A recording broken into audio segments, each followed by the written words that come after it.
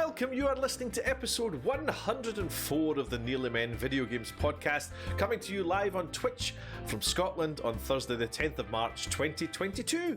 I am Paul Kaczynski, and joining me today is none other than Blunderboy87. Ahoy hoy.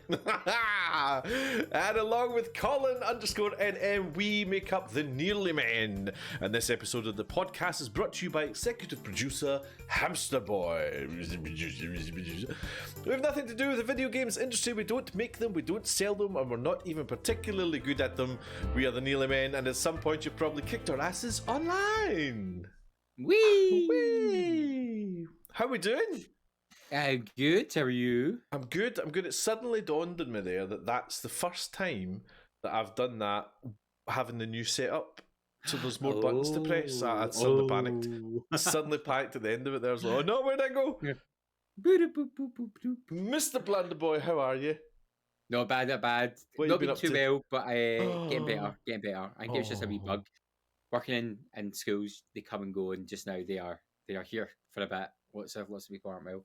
But beside that, just getting some gaming in. Not as much as I'd like, but getting some good gaming in. You're a How busy are you? man. I'm good. How are you? I'm good. I'm one of the few people to not have COVID at the moment. By the sounds of it. You'll notice we're one man down. Those of you that tune into the live streams will know that Mr. Colin Little is off with the Rona. He is well. He's getting better. He told us today that he pretty much slept all day. So he must be getting his rest in. But he is in the chat if you're watching us live on Twitch, so feel free to give him pelters in there. Yep, give a good slagging.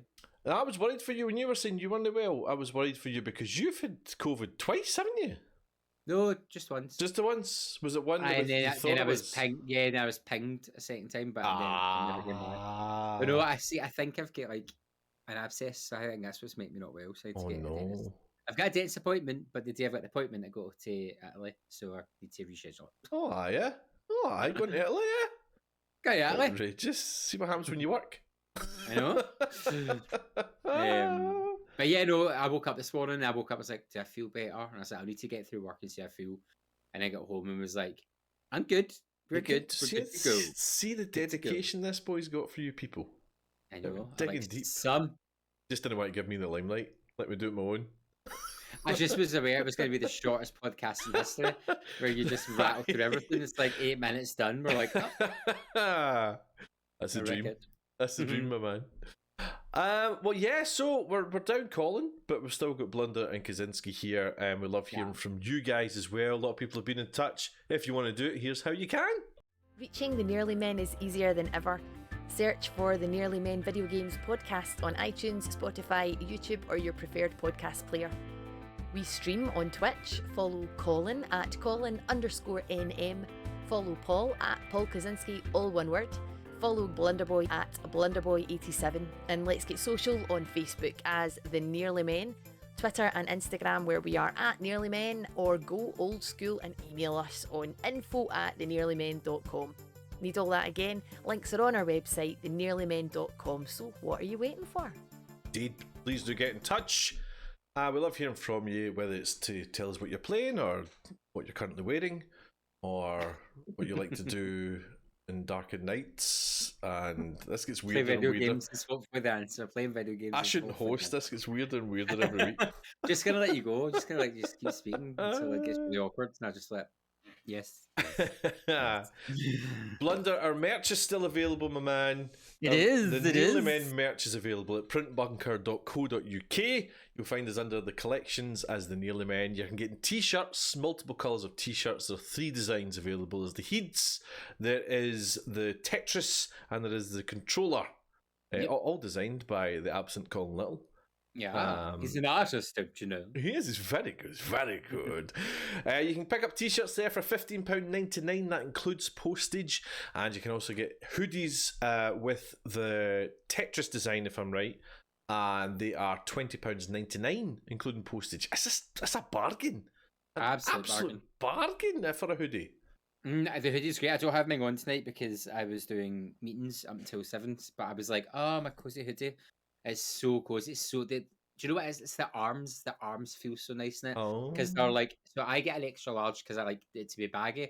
and the body's baggy enough, but the arms have still got a nice tightness to it, so it just feels like you're constantly being hugged. Oh, that's nice. See, that's really good. I thought you're going to get a better advert than that. So it's a Nearly Man hug. Just think every time you wear it, you're getting hugged by a Nearly Man. Which Nearly Man? No, that's the question. That's the worry. Me, I give the best. There you go. Good. I think everybody will be all right with that for some reason. If it was me or Colin, arm span. That's it. Do you know what I want? I want Nearly Men action figures. Oh, There's that wee Paul, Blunder, and Colin. You could make them fight and stuff. Oh, I mean, I'd make them kiss like I used to do with all my Star Wars ones, but when Maverick would be coming in and be like, get them out of that position. Leaving them in suspect positions and things, yeah. I know. That's a great. I wonder how much that would be to set up. Who would buy a Nearly Men action figure? I think loads of people would buy Nearly Men action figures. It'd be like you could have like play sets. Well, that's what I was going to say. Is it going to be like what? Do you have to buy them single, or is there a pack of 3? Ooh, or like, do they come with their own like setup? So like, like a different room, and then you join them together, and it's like the Nearly Men base. Oh yes, and then you could also get like the Nearly Men wives and husbands as well. You could make action figures for them. Who would just be like silhouettes with no detail to protect their identities. I am all for that, by the way. Do you know what I picture them like? Now they've done this whole retro thing where it's like everything looks like a 1980s Hasbro toy. Yes. I think they would look like that. So they're like really poorly articulated. Yes. Which also represents the fact that none of us are very articulate in real life. Just arms that go up and down, that's it. Yeah. So like they can sit at funny angles. Although in the absence of Colin Little, I know he would argue he'd want that wee button that you got in the back Action Man to move the eyes. Oh, Eagle Eye Action Man. Aye, he'd want that. That's just because he looks shifty. Aye, definitely. And the Action Man hair would suit Colin for some reason. I don't know why he's not got Action Man hair, but that kind of feel, I'd like that. Oh, the fuzzy head. Aye, it would work. Do you know they don't make Action Man anymore? They don't? Well, they don't make them the way, so like the Action Men I grew up with in like the 90s, they don't make them like that, but every so often they do like a retro relaunch or ones styled like the ones for like the 70s. Oh, right. Because I've got one in a sailor outfit. Of course I do. Of course you do. Sits next to my Merman Barbie. But they don't have, remember you used to go to Argos and there was the whole page of the Action Men that exist. Doesn't exist. Oh, sorry, we lost you there for a second, Blunder. Oh, he's broke down. There he's back. Hello, welcome back. Hello. We got the sailor outfit. Oh, did you hear the Merman bit? Aye, something about a page. Yeah, so, I was saying in Argos you'd have the whole page of Action Men. Oh, okay, They don't have that anymore. It's just like a wee corner. Action Man is not the greatest hero of them all anymore. That's so disappointing. Disappointing. I guess because a lot of kids don't play with toys. But anyway, yes. Well, do you know you could be right. You'd be right. But let's look at that. How much would it be for a Nearly Men action figure? In the meantime, you can pick up the t-shirts and hoodies, which we're all disappointed about now because we all want action figures, at printbunker.co.uk. Yeah. Now, Blunder, last night there was a state of play, which there was. Colin and I watched live. I'm not going to go into too much detail about it. If you watched it, you watched it. If you didn't, you're not that bothered. But you've kind of looked into it as well. Do you know, very little jumped out about me. It was focusing on the Japanese and Eastern developers tied to Sony. Did anything jump out that was of major interest to you? Well, there was nothing like new, which was the big disappointment, or nothing that we've not seen a lot of already. So, like, Final Fantasy Paradise of Origin, or whatever it's called, which is out like next week. We didn't need to say that. Is that like the new fantasy Final Fantasy? Is it like the next number, or is it no? Final Fantasy 16 is now. This is like an alternate universe remake of the original. Of course, it is. And it's like action RPG meets Dark Souls system, sort of. Okay, right. I'm gonna get it and give it a shot because it's Final Fantasy. But I was like, that's out soon, and then they showed Ghostwire Tokyo, which is out soon, and I'm like, stop showing all the things out this month. I don't want to play them if I can see them. And then, as I was saying to you, Capcom teased us with a video game with a female red-haired protagonist and dinosaurs, which is not Dino Crisis, which was their 1999 hit of a female red-haired protagonist and dinosaurs, and instead gave us this horrendous, I think it's a live service game. It looks absolutely stinking. Aye. That's what they opened with, wasn't it? I think it was. Aye. Something. In fact, everyone started watching it and went, "Oh, Dino Crisis," and they started going, "Please don't be Dino Crisis, please don't be Dino Crisis," because it just looks stinking. It's like exosuits, and it's just. And then I don't know if you've seen the video, like a rift opens in the sky, and the dinosaurs like literally fall through the sky and they just land and start running around, and you're like, "Wait, dinosaurs were not that strong." As if they're not falling 40 stories down and just getting up. I'm like, "Oh, that was so." So yeah, everyone, the internet has been raging today. Well, see, that was the talk of the Steamy as well, though, when Resident Evil 2 I think, did really well.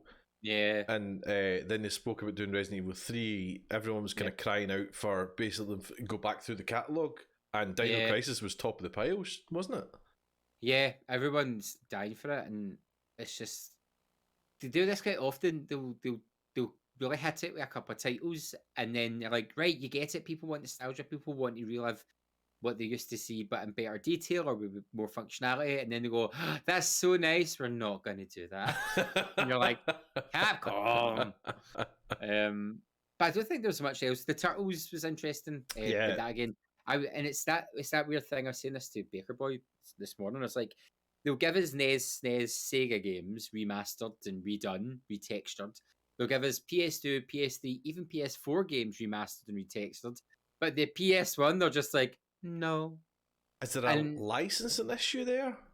I don't know. It's really weird. But if it's like, it's weird. It's like, it's so strange because all the other games are multi-platform games, and Baker Boy was saying, it's probably because they didn't age as nice as others. I was like, but you've got people modding these old games with really nice textures, and part of the love it as the janky controls. Like, you're gonna relive that, but it's so weird. Like, Resi 2 and Resi 3, I suppose, but I mean like remasters of, not like redone. Like, I want like the original games just like with a shiny coat of paint and existing in the way as they were, right? Aye. Yeah, which they're doing with the Turtles, which they did with Life is Strange, which they did with. I mean, they did it with Medieval, I guess. That was a PS1 game, and Crash Bandicoot, but those were semi-built for the ground up. People just want them to take those initial original games, make them look a bit smoother and prettier, and give us them. Right. And they won't.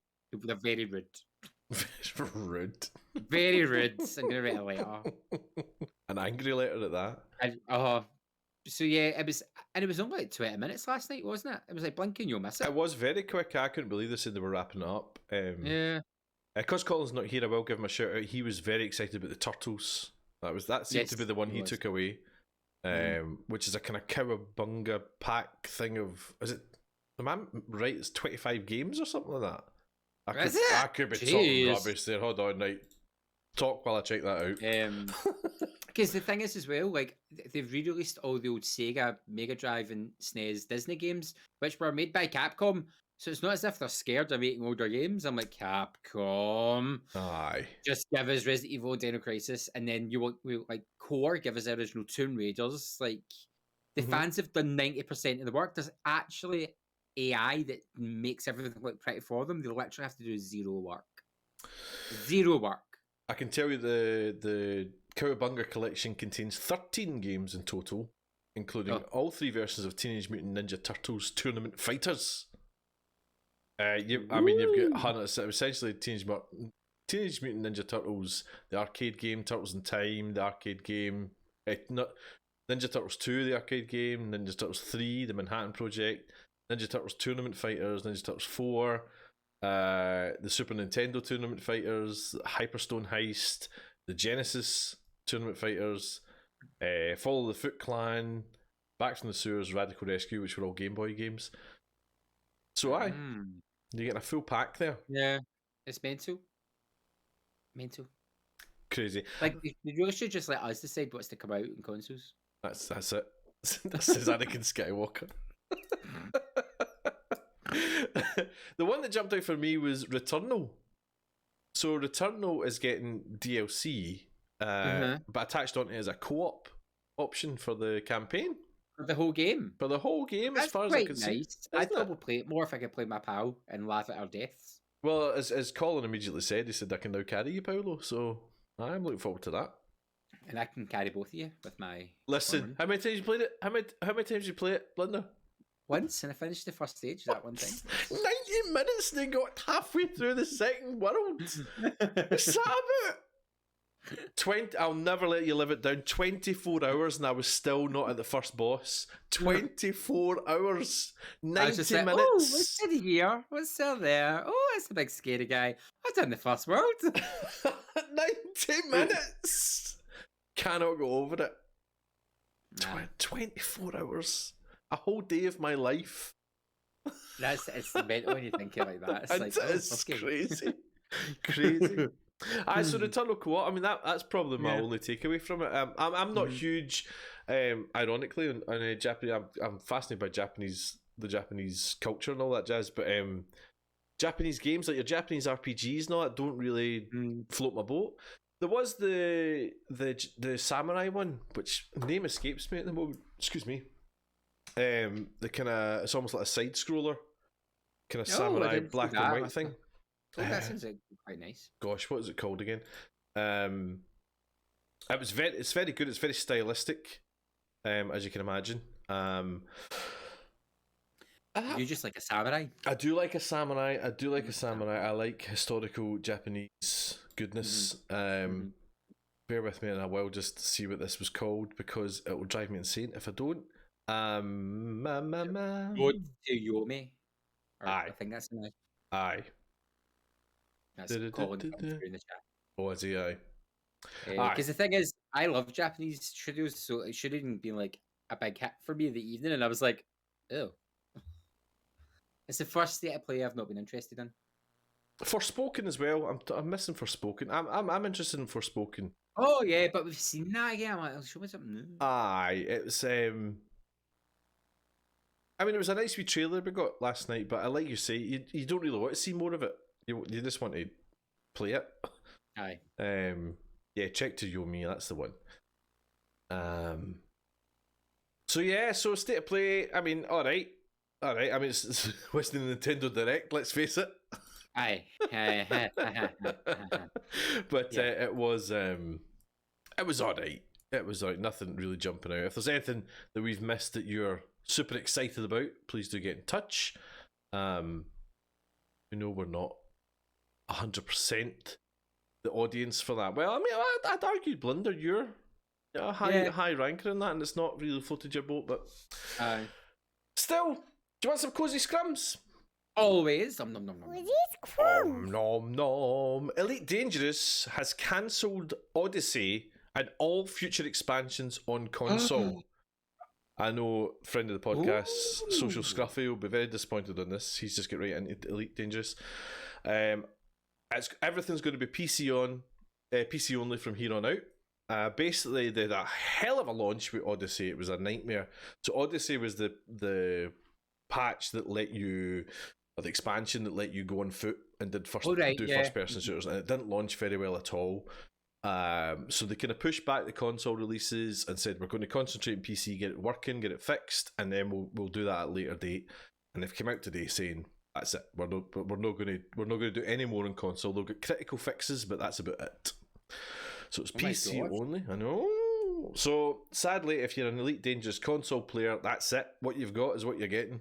PC, of course, will continue to be updated and expanded as per. Gotham Knights has got a release date. Whee! The release date is the 25th of October 2022. You're very excited about this, Blunder. I love the Arkham games. I know it's not the Arkham universe, but the fact you get to play as the Bat Family, because I find the Bat Family more interesting than Batman. That's because I find Batman a bit boring. But the Bat Family, see if they just let you play as Catwoman as well, I'd be even happier. But get to play as like Nightwing and Batgirl. The other two, they're fine. But Nightwing and Batgirl, they were my peeps to play as. So I'm looking forward to it. It's going to be exciting. Exciting times. And your last wee crumb here is the PlayStation 5. Have you played a wee game called Grand Theft Auto 5, Blunder? I think I've maybe heard it. Aye. So this is the third generation that this game's getting released on. And it comes out, when is it? It's somewhere in March. I think it's the 20th of March or something. It comes out 15th of March. It comes out. But it's going to be cheaper until 14th of June, basically, if you want to pick it up on the next gen. On the Xbox Series X and S, until the 14th of June, you can pick up Grand Theft Auto Online for $8.99 or $9.99. You can pick up the Grand Theft Auto Online and the story mode for £17.49 or $19.99. But on PlayStation 5, if you remember, they got a sneaky wee deal going to go. You can pick up the Grand Theft Auto Online is going to be free until the 14th of June. And then the Grand Theft Auto Online story mode bundle is only going to be £8.75. I was slightly disappointed that if you've bought it already, you get it for nothing. And if if you've not, then obviously you need to pay for it. But no, even if you bought it before, even if you got it digitally, if you want the PS5 version, it's going to cost you £8.75 to get the story mode. Yeah, and the online will be free. After the 14th of June, both platforms go up to £34.99 or $39.99. But I mean, who doesn't have this game? Who doesn't have Grand Theft Auto 5 yet? I know. I think I've even bought it like 3 times. I bought it twice. I did buy it for the Xbox 360, then I got it for PS4. I think I had it. No, maybe just PS4 and PC. I bought it, maybe. Right. Maybe. PC, I did get it for free in PC through, I think it was Epic or something like that. So yeah, Epic gave it away. I mean, don't get me wrong, I'm slightly intrigued to play it on the PS5 to see how shiny it be, but I think that they've not set themselves up well with the release of the last ones they did. Remember the Vice City and all that? Vice City stuff, yeah. That launch was not great. Nah, but then was it outsourced? I don't think it was. I'm not convinced it was. I could be wrong though. I could be wrong, but it seems that they're trying to milk every last penny out of Grand Theft Auto 5, which is surely sold a phenomenal amount of numbers. Anyway, it's like the Skyrim syndrome. Exactly, like Skyrim. Mm-hmm. Gosh. What's Skyrim? What can't you play Skyrim on? Realistically, what can't you play Skyrim on that you might want to play Skyrim on? Because you can play it on your phone now. Can you play it on your Alexa? Can you? It's like a text scrolling game. So it's like, you come current pass. Do you go left or right? Oh yes. What can't you play Skyrim on there? Find me an answer for that you want to play Skyrim on. Realistically, what can't you play Skyrim on? I don't want to hear you playing it on your fridge and all that. I don't want that nonsense. Genuinely, what platform do you want to play it on that you can't? Do you want some subbies? Subbies! Oh! I've got you up. Hold on. I'm not a subby. He's not doing them. Shut up. Subbies today on Game Pass. The additions to Game Pass. Game Pass has got an exciting day today. 10th of March, Kentucky Route Zero comes to PC, console, and cloud. Lawn Mowing Simulator comes to console. It's been on PC. I've played it on PC. It's quite fun. Lawn Mowing Simulator, I'm not going to lie. Young Souls comes to console, PC, and cloud. And oh my days. I kept forgetting and remembering, but today marks the arrival of Marvel's Guardians of the Galaxy for console, PC, and cloud. I'm excited. Too many games? Far too many games. 17th of March, we're getting Shredders from console. That looks like it might be quite fun, a kind of extreme sports snowboarding thing. 24th of March, A Memoir Blues coming to console and PC. 29th of March, Crusader Kings moves on to console, which is exciting. There is talk of things like Age of Empires coming to console later in the year as well. That would be nice. 31st of March, Weird West is coming to console, which I think we might have a wee look at, by the way, Blunder. There's a potential multiplayer. It might be quite fun. Interesting. Zombies and cowboys. I mean, it's crossing the divide. Do you know what I mean? Oh, this is everything we wanted and more. With Games with Gold, until March the 15th, you're getting Aerial Knights Never Yield. You're also getting Sacred 2 Fallen Angel. Till the 31st of March, you can pick up The Flame in the Flood. 16th of March to the 31st of March is SpongeBob's Truth or Square. And from the 16th of March to April the 15th, you're getting Street Power Soccer. And over on the PlayStation side of town, for March, you're getting Ghost Runner on PS5, the Ark Survival Evolved on PS4, Sonic Team Racing on PS4, and Ghost of Tsushima's Legends for PS5 and 4. But controversially, Blunder, it's a demo. It's not the game. It's a demo. So I'm told. Shut up. Jamming. No way. I mean, it is the fourth game, there's normally 3. That's a fourth game, but I am told it's a demo and it's not the full Ghost of Tsushima's Legends. I don't know if it's a kind of time thing you get, I'm not sure. Yeah. Or you can go so far into it, then you need to buy it, but...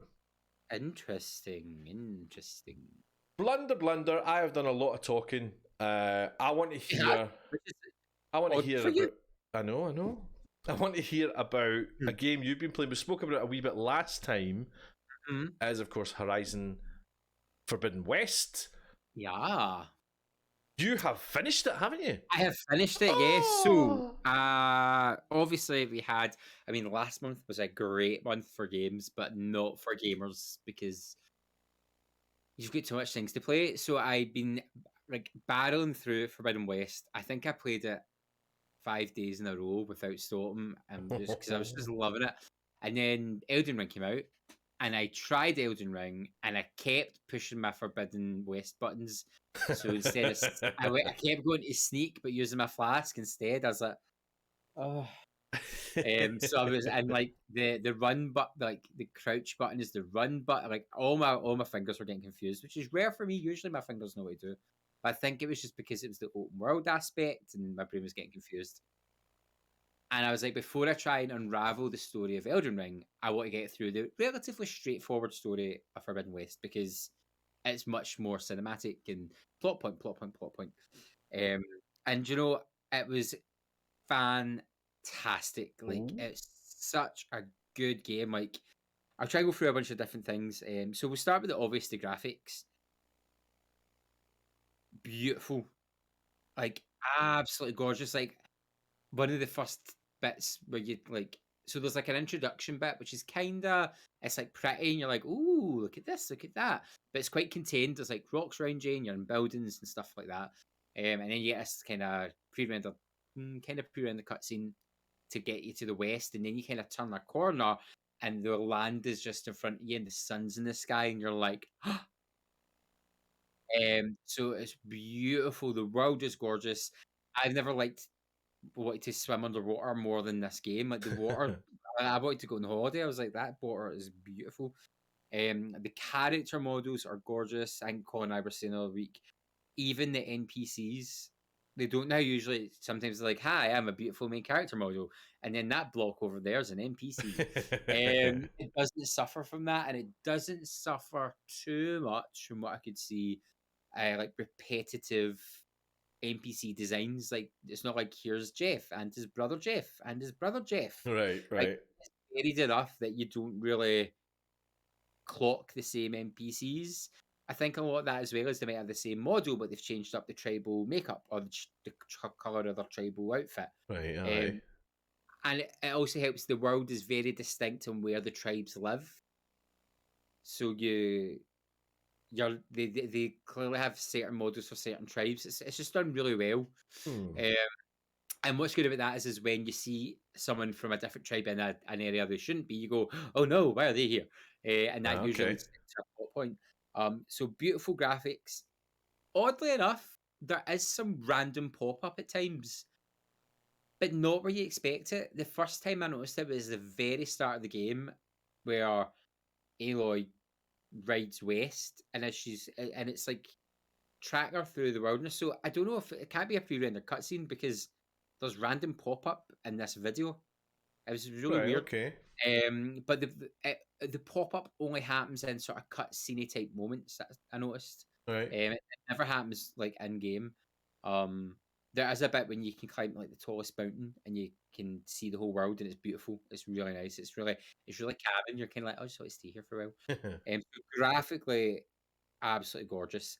Gameplay is fun if you play the first game. It's more of what to expect. Kind of standard action adventure fare. You've got your dodge button, your sneak button, your quick action button. The combat's nice. I'm very much stealthy arrow man.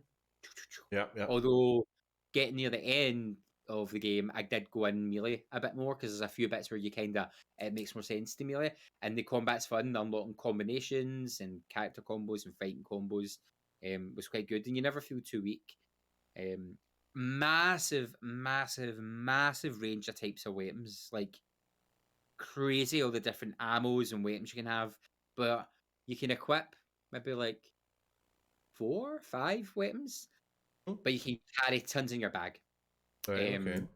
And then what's funny is I ended up only using like one bow for most of the game, then started, when I was getting up tougher enemies, starting to delve into elemental weapons. Right. And then was like, oh, that makes it so much easier.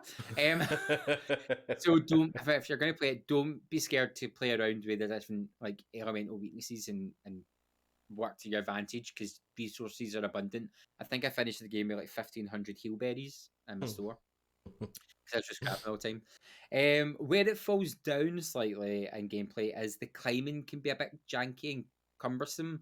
Like, unless you have the camera exactly where you want it, she'll start climbing back where you came from, or she'll decide that she can't make a jump, which she should be able to make. And there's been a few times where I've went for a jump and she's missed, then climbed back up and jumped and she's got it the next time, which is really weird. Right. So the climbing can be a wee bit weird. And what was the other thing? Oh, so in your D-pad, all your usable items and your pouch are there. And I don't like having too many things. I don't like it being cumbersome. I like what I want to use. So when you put them in a store, you'd expect them to disappear, but no, they stay there. So you've got to cycle through and try and find your... All right. At points I was like in a fight looking for my health potion, and I was like, where? Because you're trying to watch the screen, you're trying to dodge, and you're trying to look at this bottom left to find your health potion. I don't know if I was just playing a bit dumb, but I was like, I can't figure out. I was getting that seems odd, yeah. So panicky at times. But the gameplay for the most part is really good. I think as well. So when you scan an enemy, it shows the weaknesses. To then show the weaknesses again, you need to kind of pull up your scanner. I think that can get seen fast-paced fights when you're like, what was that weakness? Okay, yeah. There's no quite lock on at times, which led to a few frustrating moments of me shouting.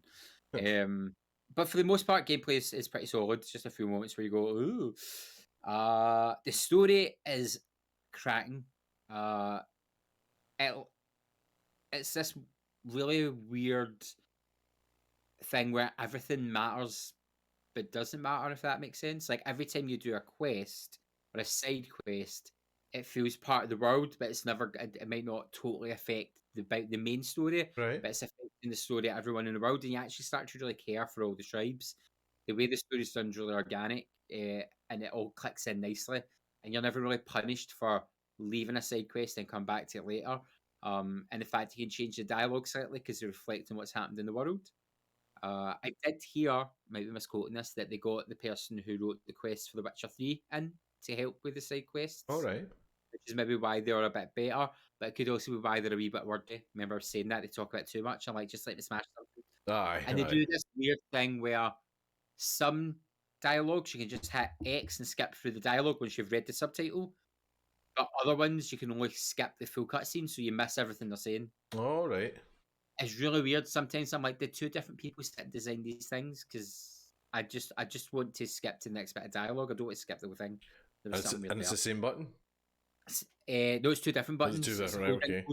Skip the full thing, but then in some ones you can just hit X to skip through the dialogue. And I'm like, why can't I just do that all the time?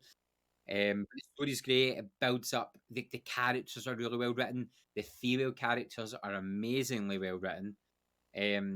Every character you kind of come into contact with has a really nice story arc. Characters from the first game get brought back. Some of them you meet at the very start. and it's really nice because I hadn't played the first game since it came out, really. And when I saw them, I was like, I remember you. It felt like catching up with old pals. It's quite smart the way they did it. Nice. And then you some of them follow you west, and then you meet a whole new cast of characters, and you really care for them, and the story just builds and builds and builds. And one of the critiques was, or the criticisms was, it gets too sci-fi, to which I was like, it's about robotic machines that eat people. It is sci-fi, and it really goes deep sci-fi. That by the end you're like, oh, and it sets up a third game beautifully. Oh, right, okay. Like there's not even that doubt. It's just like there will be a third game, but it's good. It kind of toys you with emotions, and it gives you some dialogue options. Like you can either, there's a brain, so it's like, oh, I'm going to use my brain for this. There's like a really rude one where you're just like, nah, sack that. And then there's a heart one, which is like your emotional response. I went with the heart every time because I'm just like that. So you feel like you're having an impact in the story. And I'm pretty sure I got an optional bit for the end, not by accident, like I chose to do it. And I was like, I wonder if that changes if you don't do certain things. So it'll be interesting. Like, now I've finished it, I can look online. But the story is great. It keeps you really gripped. There's plot turn after plot turn after plot turn. I was pure crying at bits. Like, it's so good. You won't be disappointed. And then the final thing, content, it's jam-packed. I could go back and still put another, like, I don't know, 10, 15 hours into it, just with doing all the rest of the side quests and stuff. Like, brimming with content, but not detrimental to playing the game. It doesn't feel sluggish or, oh, here we go, I have to do this. You want to go do the content, and I will go back at some point. Not just soon. I had to like uninstall it to get all the other games that are coming out installed. Because we have tiny hard drives. But it's definitely a game I'd go back, download, and replay. And the trophy list is really fair. It's like a platinable game. It's not like you have to like offer up your firstborn to the PlayStation gods to try and achieve the platinum. It looks like a very achievable platinum. But yeah, a really solid game. Probably game of the year for me so far for this year. Good. March, but for me, it's definitely up there with potential game of the year material. And yeah, if you've not played it, go get it. It's great. Nice. We should say that Sony did give us a code for this game. Yes. But remember, we cannot be bought. Our opinions cannot be bought. This is an honest, straightforward. Yeah.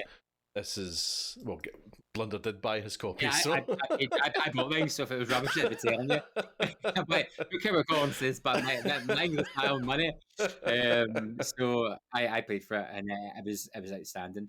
I text Heck and MJ actually at the very start of the game. Just I forgot how much I love Aloy because she's cool. She like, and it's not because she's a girl. She's just cool. She just does cool stuff.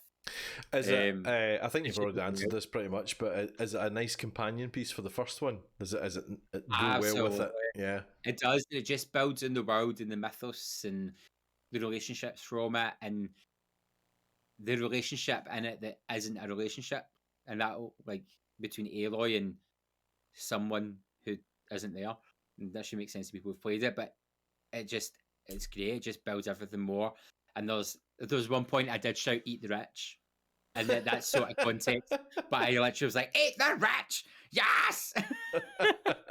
So it's so good. It's just it's so good. Excellent. Sounds good. I know Colin was raving about it as well. Colin has kind of had it on the back burner since Elden Ring came out. Not for any other reason than he's really enjoying Elden Ring. He wants to play both. He's just not got time to do both. I think he was wanting to make a wee bit of a dent in Elden Ring. But it seems like it's been a winner anyway. Aye. Absolutely. It's so good. Happy days. Sony gave us another code. Dripping in codes we are for Sony. You right there? What are you looking at? I'm like hitting MJ. It's not just because she's a girl, because girls, of course not, girls aren't ever cool. I was trying to make the point where a lot of people go, they've just done that because she's female, and they're trying to make females look cool. Right. And I'm like, no, it's just because she's cool. She's cool. Like, it's not like they've just made her do that to be like, girls can do stuff too. It's just she does it, and you're just like, yes, you go, do what you need to do. She's so determined. Like, I think that's what a big drive-in see, because she's so like, I'm doing it. You're like, we're doing it. Like, you just want her to like just win the world. Excellent. So Sony threw us another code and a completely different track, as it were. They gave us code for Gran Turismo 7, which I've taken on board and been playing this a couple of streams. It's great. This is my first Gran Turismo game. I've not played the series, as it were. I believe the first one was out in 1987. Just to make everybody feel old who has played the first one. I thought you said 87. I was like, what? Before PlayStation. It's great. How much can you say about a car game? Car aficionados will tell you can say a lot, but to the average gamer, which I am, I'm not huge on driving games. I like them, I enjoy them. It's good. It's just your normal kind of driving game where you've got championship races and things like that. What's good is it offers a wee cafe hub with Luca the drug dealer cafe, who basically gives you menus. He runs the cafe, which works as a wee hub, and he gives you menus, and he'll say things like, you need to go and collect 3 Italian cars. So you'll go to race in Italy, and the prizes of each race is a car. You fill out that menu, and you go back to Luca, and he'll give you maybe another car, or he'll open up something for you. So you'll maybe do that, and then it'll open up the tuning center where you can tune your cars and different things like that. So it's quite nice. It's quite nice to have that focus, and rather than it just being you do this race, you do this race, you do this race, you do this race. There's a wee bit of a kind of variety to it. Do your licenses to kind of enter into the races, which I think is a normal Gran Turismo thing, which my stream made me do all on gold, so I spent about 3 hours doing them, which is great fun. I mean, it's fascinating. It was really good. It got me right into the spirit of Gran Turismo, and what I'm believing with this game is that the whole aesthetic is very nostalgic to the original game. The menu buttons are very PS2-y, PS1-y. They're big chunky buttons. The arrow's a big chunky arrow. Everything about it's very early PlayStation, very deliberately early PlayStation. So they've not done that thing where you've got to use the R3 stick to simulate a mouse and try and drag your way across. Not at all. And you can still just jump with the directional pads to jump to the buttons. It's good. It's good that, like, as in gameplay, it drives really well. It feels really right. The driving simulator of it is great. I've not driven anything super fast yet. I've been fairly low key on it all, but you can already sense the differences with each vehicle, especially when you start tuning them up as well, and you get that haptic feedback clunk as they change gear. You get a kind of a feeling of a gear changing, which really adds. The whole controlling system's quite good with the haptic feedback. It's there. It's enough to make you appreciate it, but it's not overpowering. That there's just constant feeling. You do get it. When you hit the curb, you get a wee dunt on that side, and your triggers are vibrating. As I say, that the gear change is really the one that caught me, which is a real kind of clunk that you get in your hands, which is nice. Mm-hmm. There's motion controls as well, so you can drive it like a Wii steering wheel, if you remember, like doing Mario Kart. Yeah, which I did try out. I can't. It's not for me, that kind of thing. I'd much prefer the buttons, but it worked remarkably well. That's good. I don't know how much of it I would do in that, but it did work out great. Graphically, it's really interesting because it's brilliant. It's stunning. It's realistic. It's photorealistic at times, particularly when weather comes into play. The time of day and weather, it really shines at kind of dawn and dusk and things like that. The light is beautiful, and it really sells the environments. Weather is great. The rain looks great. The reflections off the rain, the puddles is just mind-blowingly photorealistic. It's really, really good. It's a funny thing though, because when you're I played most of it inside the car, in the cab, in front of the steering wheel, and it's a funny thing when you jump out of the car. I don't know if it's because I'm used to Forza, but the car looks... I mean, the actual model of the car is brilliant. It's really top-notch. But the way it moves is just a wee bit odd. And I don't know if it's because I'm used to Forza, so when you go into a corner in Forza, your car turns. Right. And the camera kind of stays behind you. So it kind of stays in the same angle. Maybe starts to creep round the corner with you. And you kind of get a sense of that movement. Yeah. With Gran Turismo 7, it's as if the camera is rock solid right behind your car. So when your car turns, the camera immediately goes. So it makes the car feel like a big block. And it makes it feel as if it's not moving right. People in my chat were saying when it gets to a faster car, that starts to drift away a wee bit and it's not as obvious. But on your very early cars and your slower cars, it's a weird... It's like you're a big block of Lego. Just kind of... Do you think it's done to get people used to it, and then as you get the bigger, better cars, it lets it go a bit? I don't know. It just seems odd. When you watch it back in the replay, you can see the cars moving really well, and it's moving very realistically. Just when you're actually doing the race, because of the camera doesn't move, so it just feels a wee bit of a kind of toy car. But but it looks great. The actual model is spanking, but just the movement of it's just a bit off. So it's a funny thing. What else to say about it? The online stuff was great. I did you have to do 10 menus before it opens up the online, and we got into that, and that was really good. It was a lot better pace than, say, Forza or that, where you're just bashing in and you're just throwing yourself about the track, and you're going round corners and bashing into people.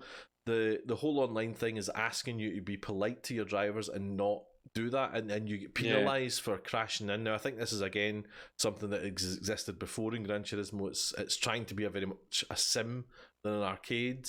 So it punishes you for aggressive driving, so you've got to be careful with that. And what that did was it made the online races a lot more strategic. So you are careful as you're coming into corners. People in front of you are going to slow down, so you're slowing down as well, and you're picking your moment to overtake because you don't want them to be coming into you. And I just the whole sense, the promise of the online for it was quite appealing. It's not quite there yet. There's only like 2 daily races, and that's it. It has got a multiplayer section where you can hook up with your pals, and it's just you can do what you want basically.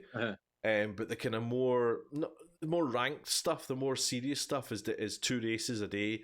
But there's promises of championships and all that kind of thing, and there's a whole host of features about the car that you've got your petrol. You keep an eye on your gas and things like that. Your tires, you need to change your tires. You might be pit stopping and all that. So the longer the races go on, the more interesting they become. So there's real promise for the online stuff, I think, if you're into that kind of thing. More so than Forza, which is a bit more pick up and play. Pick up and play or pick up and learn to master kind of thing. This definitely seems like it wants you to get under its skin a bit and play it lots. Last thing I'll say is the music. The music is crazy. It's bizarre. It's a bizarre soundtrack. And I know Gran Turismo is known for its soundtrack for being very good. I think it was things like the Cardigans and the Chemical Brothers and all that in the earlier ones. This is bizarre. So is it original music or is it bands? Or it's bands, but I don't know how popular these bands are. But you'll be having a kind of dad rock was a really good description. It's like dad rock in one of the races, and then as you go into the next race, it'll be a slight remix of a classical tune like Bach's Canon or something like that. It's just bizarre, and the whole the over and over, we kept finding ourselves going, this music is bizarre. It's so strange, and it doesn't quite fit with the game. It's so weird. It's so weird. Everything else is very, very pointed and very deliberate. You've got your kind of PlayStation outlook to the menus. The cars are very, specifically looked at, and they work properly. The graphics are very photorealistic. The tracks are very accurate, and then this music is just kind of washed over the top. It's bizarre, absolutely bizarre. One other thing I did forget to say was just because it's not for me, this kind of thing. I'm not a petrol head, as they call them. Where I'm looking at what cars are in the game, and I'm excited by certain cars and things like that. But a lot of people are saying that the kind of list of cars isn't that great compared to previous iterations of this, particularly modern cars. So you might get nice 80s cars, 90s cars, and early 2000s, all that. But when it starts to get to more modern things, they're just not there. And that's a real hole, I think, for this game. But, and this ties into things like you earn coins for winning, right? And whenever you deal with money, whenever you deal with your prize money, or when you're paying for things or anything like that, there's a wee button below the OK button that says "Visit the PlayStation Store to top up." Everywhere. Oh, stinky. Aye. So I would put hard money on DLC cars coming that are the ones that people want. Wasn't the last Gran Turismo basically like a shell, and then they released everything through DLC and they get absolutely slaughtered for it or something? It could well be. Like, part of that's ringing in my head, or like maybe it was a few months ago, like they released like Gran Turismo 3 and then then they're like, oh, now here's Gran Turismo 3.5 with all the things it should have been in it. I just remember the Gran Turismo community being raging at some point, and I was like, cars. It's interesting. It's a good game. Funnily enough, I think one of the first things you do in Gran Turismo 7 is deal with the coins that you get, and you see that button. And I remember thinking that's very early to start asking me to spend money on this. Yeah, very early. But listen, it's a car game. It's great fun. It's a car game. Do you know what I mean? At the end of the day, unless you're super nuts about cars, you're going to pick it up, you're going to race, and you're not going to care much about anything else. And it races really well, it drives really well, it's really fun. Again, with all these things, it's going to be much better with your pals than it is with just average punters. And I think it can be quite a toxic online place as well. So use caution if you're doing that. But yeah, no, thank you, Sony, for the code. It's been great fun playing. It is. I probably will play it more. And what's nice, just to finish off, is it's between that and Forza. People are saying if you could only play one, they're different enough that you could have them both, I would say. Oh, that's good. Forza's a lot more arcadey, a lot more fun, and this is a bit more racy. You feel like you could have online competitions with this. Forza, you can't. You're just having fun. Do you know what I mean? It's got a bit more weight to it. Cool.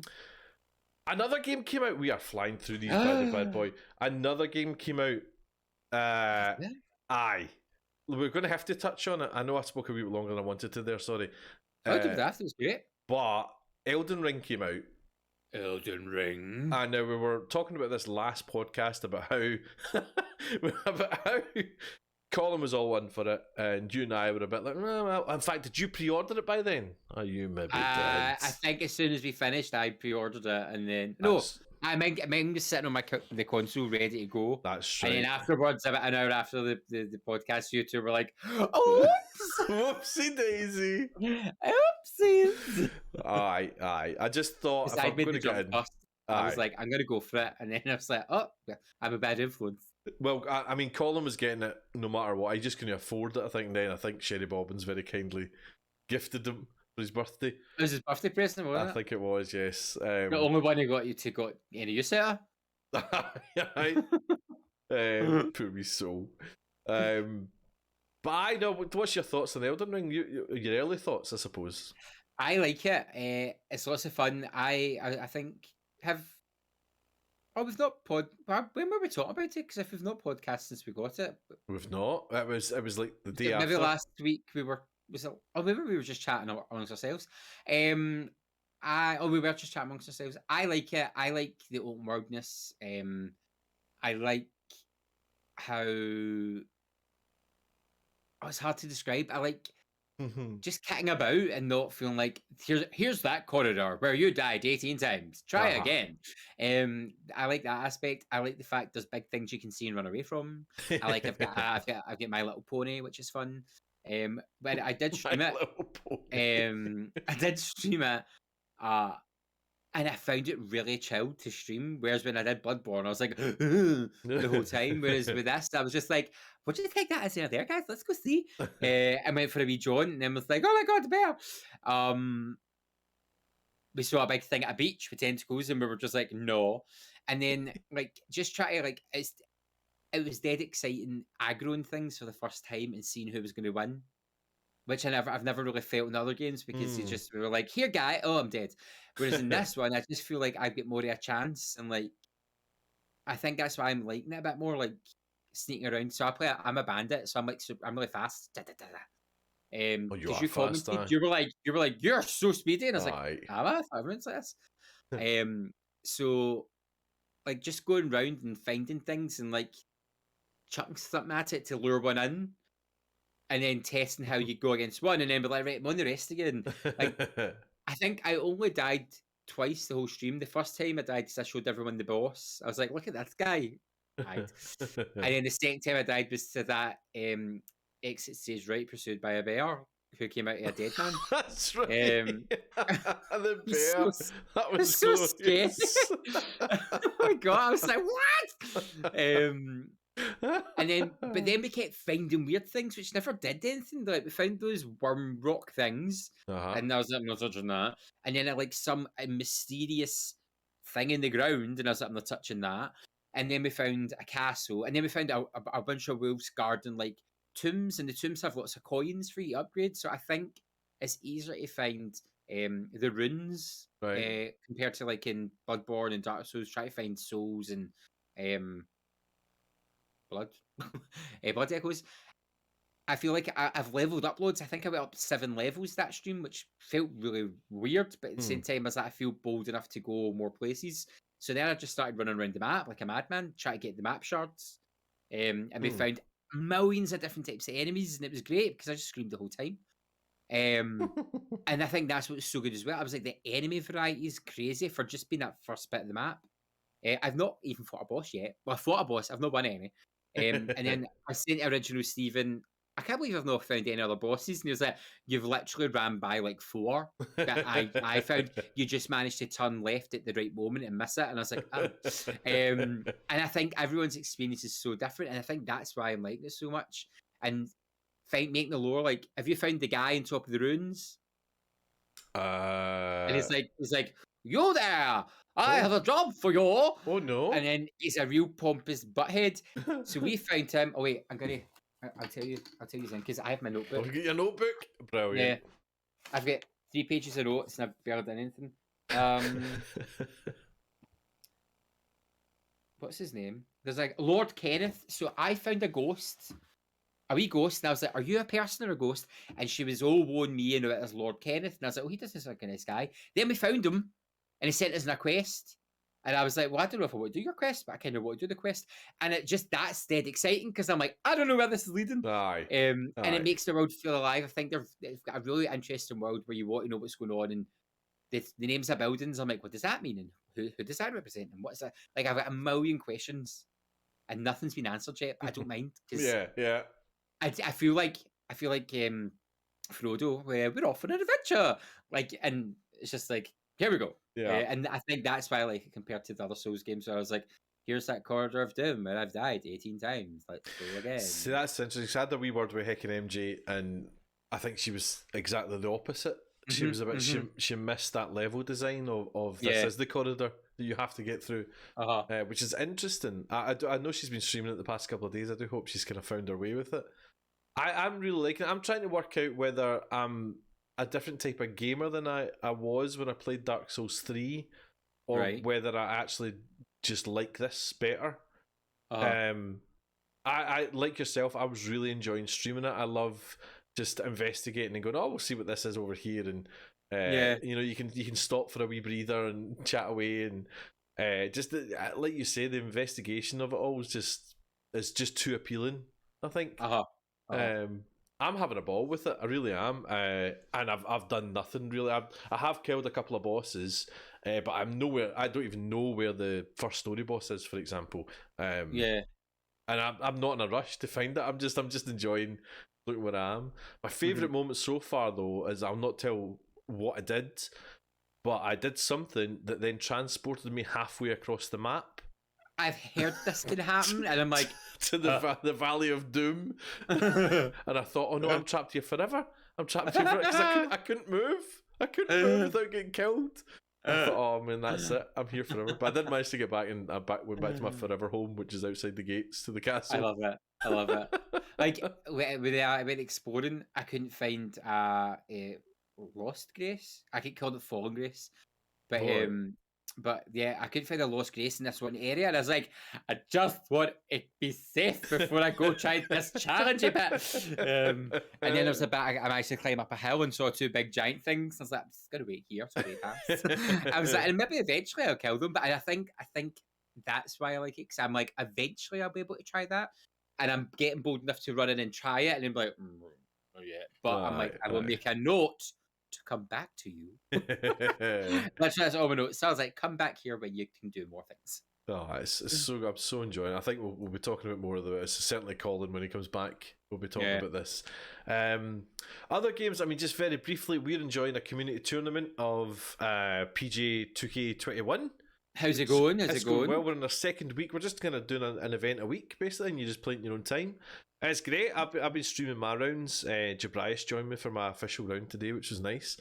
But it's lovely, and it's lovely because we're playing cross-platform as well. So nice. Everybody can play who wants to play, kind of thing, and it's just nice. It's just a nice wee community we've got going in the golf, and it's nice kind of checking in on people's scores throughout the week. And then next week we've got our first 2-round event. So some people like do the 2 rounds at once. Other people will maybe do one at the start of the week, one at the end of the week, and things like that. So it'll really kind of open up the game. Otherwise, you've been playing a wee game called Coma. Is that right? Yeah, Coma 2 Vicious Sisters. Oh my! So I don't know why I bought it, because I was like, I've got all these new games to play. I'm going to buy something else, and I was just looking for something a wee bit. I was looking for a new horror game that to kind of fill my gap on a Tuesday where I've kind of not had a horror. After I finished Unsound Mind, I was like, oh no, what did I play? So I was on having a look in the sale, and this was £3.50. Oh my! And I was like, well, if it's rubbish, at least it's still broke the bank. It's essentially a free game, mate. And it's really good.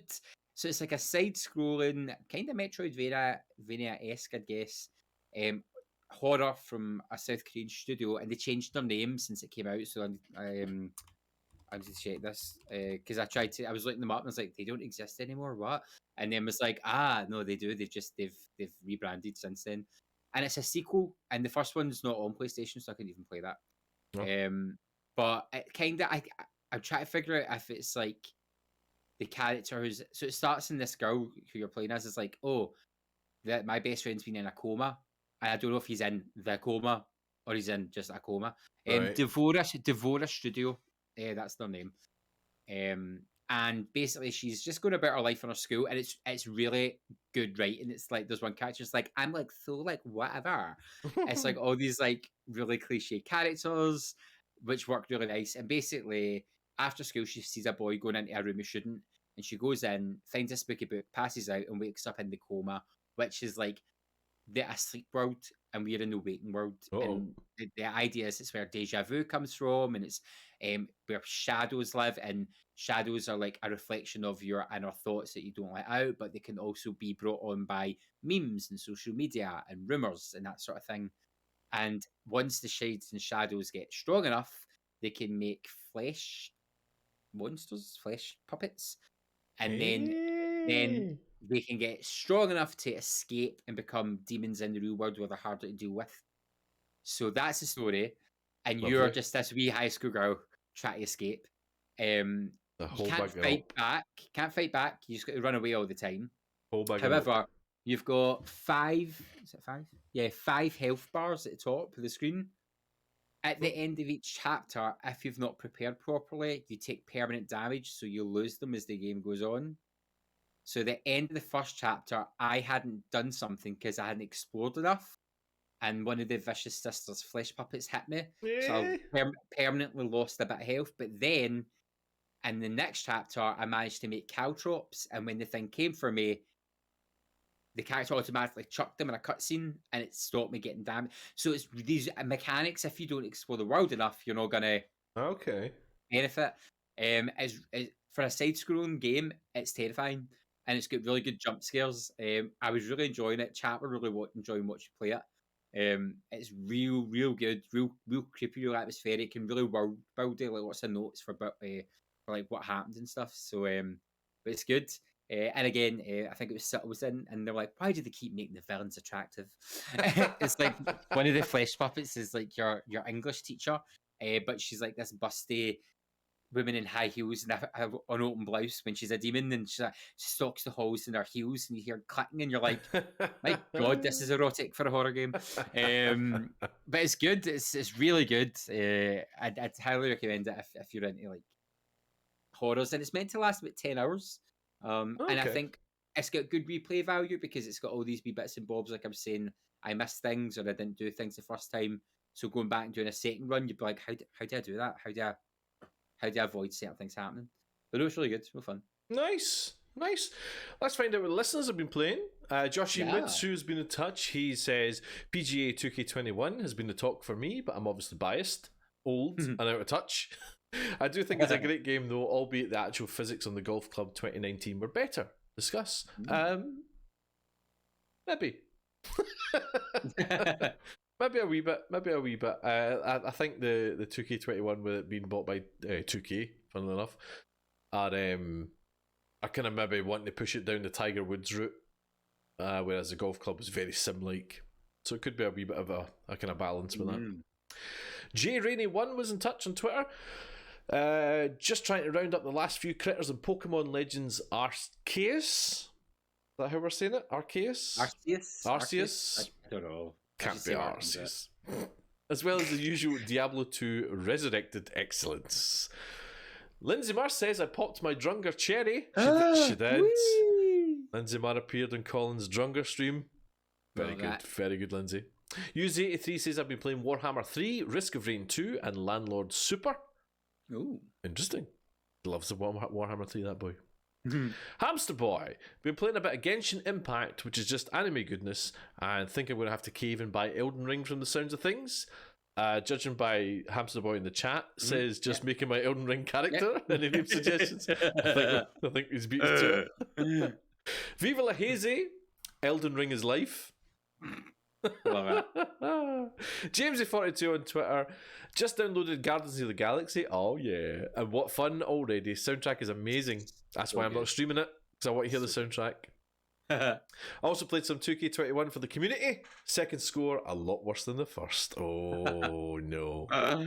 Finally, Arcade Glasgow. Blunder will probably have already covered it, but the new DBD content is killer.